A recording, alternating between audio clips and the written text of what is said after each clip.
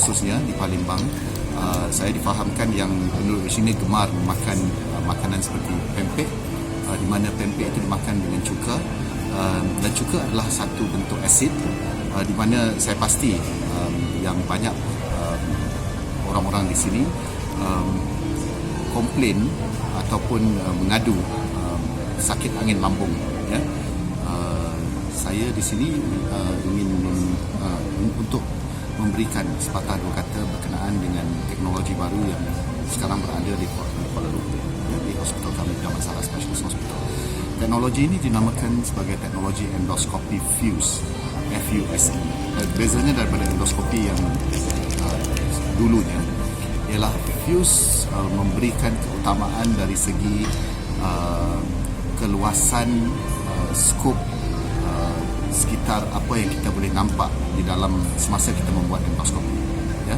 Saya sebagai seorang pakar bedah kolorektal merasakan ini amat penting kerana kita boleh dengan menggunakan fuse kita boleh dapati lebih banyak polyps ataupun benda-benda yang kurang normal di dalam kolon berbanding dengan cara endoskopi yang terdahulu. Jadi teknologi endoskopi fuse ni boleh digunakan untuk skop endoskopi di bahagian perut atas dan juga endoskopi di bahagian bawah, iaitu usus besar. Ya.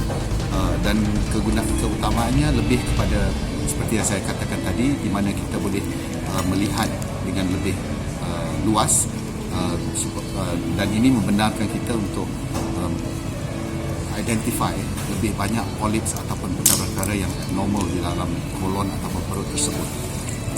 Bagi penduduk-penduduk di sini, khususnya di Palembang, saya difahamkan yang penduduk di sini gemar memakan makanan seperti pempek, di mana pempek itu dimakan dengan cuka, dan cuka adalah satu bentuk asid, di mana saya pasti yang banyak orang-orang di sini komplain ataupun mengadu sakit angin lambung. Ya. Jadi fuse membenarkan adalah satu kaedah di mana kita boleh melihat dengan lebih lanjut lagi apa sebabnya angin lambung tersebut. Ya, terutamanya jika kita kaitkan dengan makanan pempek dan cuka ini. Ya, sebab cuka ini sendiri adalah acidic dan dia menyebabkan perut itu lebih acidic, dan kadang-kala sakit itu sendiri boleh mengadu sakit yang seolah-olahnya seperti angin lambung. Jadi itulah asas ataupun intipati apa yang saya akan katakan pada hari ini berkenaan dengan fuse itu sendiri.